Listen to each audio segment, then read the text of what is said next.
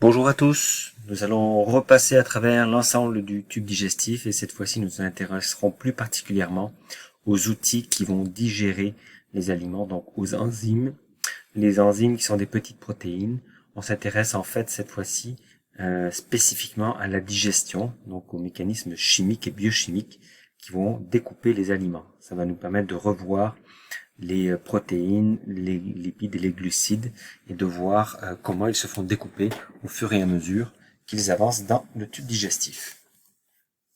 Alors on se rappelle que nous avons déjà croisé tous ces organes, donc on se rappellera évidemment que les aliments commencent leur voyage dans la bouche, que les glandes salivaires travaillent à la digestion, qu'ensuite les aliments lorsqu'on avale, ils se retrouvent dans l'œsophage, ils vont descendre dans l'estomac où ils vont rencontrer notamment les enzymes gastriques qui sont libérées par les glandes gastriques. Ensuite, les aliments, une fois qu'ils ont été découpés dans l'estomac, vont avancer dans l'intestin grêle et au passage, ils vont recevoir des substances chimiques qui sont libérées par le foie, la vésicule biliaire et le pancréas. Et ensuite, les aliments avancent dans l'intestin grêle. Dans l'intestin grêle, il y a des petites glandes qui s'appellent les glandes intestinales qui vont terminer la digestion. Une fois que les aliments sont absorbés dans l'intestin grêle, eh bien, en fait, les nutriments, eh bien, les déchets vont se retrouver dans le gros intestin et ils vont avancer jusqu'à être libérés lors de la défécation, ça s'appelle, donc, au moment où on se débarrasse des matières fécales. Alors en fait, lorsqu'on étudie la digestion, on se rend compte qu'il y a deux mécanismes majeurs qui ont lieu lors de la digestion. On fait ce que l'on appelle une digestion mécanique, qui est une digestion où des muscles avancent, ils vont écraser, broyer les aliments. Donc un résumé, c'est de voir un aliment ou un petit morceau d'aliment et d'imaginer qu'il se fait écraser parce que il y a quelque chose qui appuie dessus. Donc soit il se fait couper en morceaux ou carrément écrasé.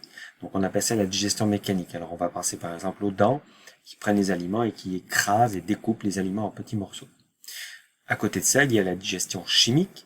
La digestion chimique, c'est la dégradation des aliments, mais grâce à des substances chimiques, par réaction chimique donc. Alors là, on va carrément modifier les molécules elles-mêmes, et ça va prendre des outils. Ça va prendre des réactifs, ça va prendre des substances chimiques, et des enzymes particulièrement, qu'on a déjà croisées plusieurs fois. Alors on se rappellera qu'il y a des enzymes capables de découper des molécules. Donc ici, vous avez un exemple de molécule quelconque, et elle va cette molécule va se faire découper. Donc imaginez que le petite étoile bleue ici, c'est une enzyme qui vient de passer, qui a découpé en deux la protéine. Alors le mécanisme de découpage en chimie, ça s'appelle du catabolisme, lorsqu'on coupe en petits morceaux des molécules. Et ça, c'est ce qu'on appelle de la digestion chimique. Alors il y a une différence, on comprend bien, c'est la présence de ces petites enzymes, de ces petites substances chimiques qui découpent les molécules elles-mêmes en toutes petites particules, en tout petits morceaux. Alors exemple, de digestion chimique, on commence la digestion chimique en fait dans la bouche, donc là vous allez voir au fur et à mesure le parcours de la digestion chimique qui va apparaître. Donc ici on est à l'intérieur de la mâchoire, et lorsque l'aliment se retrouve au contact de la salive, la salive contient des enzymes qui s'appellent amylases. Alors vous allez voir le ase à la fin des mots, le suffixe ase réapparaît très souvent, donc ça veut dire enzyme. Alors on va avoir une enzyme qui découpe l'amidon. Alors on se rappelle, l'amidon c'est une succession de centaines voire de milliers de glucoses les uns derrière les autres. Lorsqu'on met de l'amidon dans notre bouche, un morceau de pain par exemple, il va y avoir l'amylase qui va travailler et qui va découper des petites sections de glucose. Par exemple ici, elle va en découper ici deux, hop. Et on se rappellera que deux glucoses qui sont sortis de l'amidon, c'est ce qu'on appelle du maltose. Alors, c'est la première étape de la digestion des glucides complexes. On se rappelle que les glucides simples n'ont pas besoin d'être découpés, ils sont déjà assimilables. Très bien, on continue, et on se rappelle que les dents, lorsque l'on mâche, font du broyage, de la digestion mécanique, et on appelle ça la mastication. Alors, avant d'avaler les aliments, on a un double travail finalement, un travail chimique avec les enzymes de la salive, les amylases, et un travail mécanique avec les dents et le broyage qu'elles opèrent. Une fois que les aliments ont été avalés, déglutis, ils vont descendre le long de l'œsophage. L'œsophage a des petits muscles qui vont faire que les aliments vont avancer du haut vers le bas et non pas l'inverse. Alors on appelle ce genre de mécanisme de contraction musculaire qui font avancer dans un tube, du péristaltisme. Et il y a du péristaltisme tout au long du tube digestif. On comprendra également que pour améliorer l'avancée des aliments, eh bien, une petite substance chimique, du mucus, va être libérée. Alors un mucus, une substance relativement huileuse qui permet aux aliments de bien glisser tout au long du tube digestif. Donc elle est libérée juste en avant de l'aliment pour qu'il puisse avancer tranquillement en descendant dans l'estomac. Alors rendu à l'estomac, que se passe-t-il? Eh bien, l'estomac est un organe qui libère de grandes quantités d'enzymes, notamment des pepsines. Alors les pepsines, ce sont des enzymes qui découpent les protéines. Alors les protéines, on se rappelle que c'est un enchaînement de dizaines, centaines, voire milliers d'acides aminés. Et les pepsines, qui sont les enzymes capables de découper ces protéines, elles fonctionnent en milieu très acide. C'est la raison pour laquelle on libère beaucoup d'acide dans l'estomac.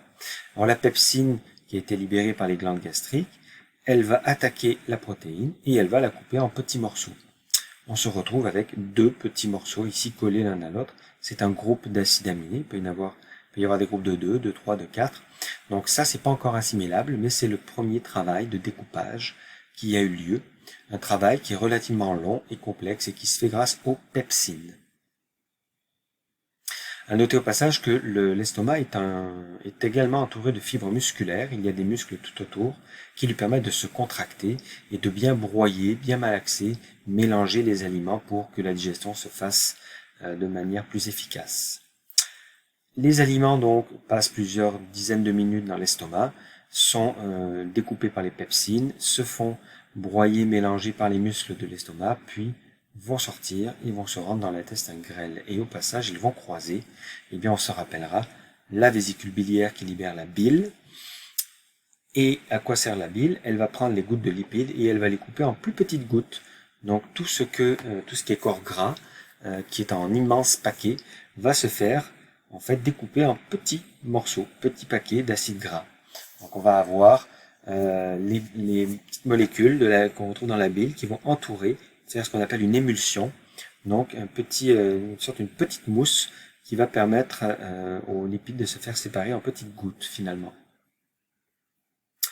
Alors le pancréas libère lui aussi des substances chimiques. On revient ici, là c'est le pancréas, lui aussi libère des substances chimiques et il va libérer notamment des enzymes qu'on appelle pancréatiques bien sûr, puisqu'elles viennent du pancréas, des enzymes qui vont finir le découpage des protéines. On se rappelle que les pepsines ont découpé les immenses chaînes d'acides aminés en petits groupes d'acides aminés, et le travail va être terminé par les protéases libérées par le pancréas. Alors les protéases sont capables de prendre les petits groupes d'acides aminés et de les séparer en acides aminés isolés. Alors ça peut rentrer dans le sang, c'est terminé pour la digestion des protéines. Donc en 2 temps, pepsines de l'estomac et protéases libérées par le pancréas, ça y est, les protéines peuvent être assimilées, absorbées dans le sang. En fait, pas les protéines, pardon, mais les acides aminés. On a également d'autres enzymes qui sont libérées par le pancréas, ce sont des lipases. Alors les lipases, comme leur nom l'indique, elles aident à la digestion des lipides. Alors la bile a fait une émulsion, elle a fait des toutes petites gouttes de lipides, et on se rappelle que notamment les glucides sont regroupés en triglycérides dans les huiles notamment, et bien notre corps va devoir les découper pour que les acides gras puissent rentrer dans le sang. Nous-mêmes, nous reformerons des triglycérides à l'intérieur de notre corps, mais pour pouvoir faire rentrer ça dans le sang, il va falloir le découper. Il y a donc les lipases qui vont arriver et qui vont découper. Donc, on se rappelle, un triglycéride, c'est un glycérol avec 3 acides gras. Alors voilà, les 3 acides gras qui viennent d'être séparés, le glycérol également, et tout ça va pouvoir rentrer dans le sang. Terminé pour les lipides, on a eu l'émulsion faite par la bile, puis la lipase, les lipases qui découpent les triglycérides. On note au passage que le pancréas libère également des substances qui vont neutraliser l'acidité qui sort de l'estomac. On appelle ça les sucs pancréatiques, comme les substances chimiques du pancréas, qui vont aussi neutraliser le chyme. Donc en gros, le pancréas libère des substances chimiques qui finissent la digestion des lipides et des protéines, des lipases et des protéases, et également il neutralise l'acidité du chyme. La bile qui était sortie du foie, elle, va aider à faire des petites gouttes de lipides.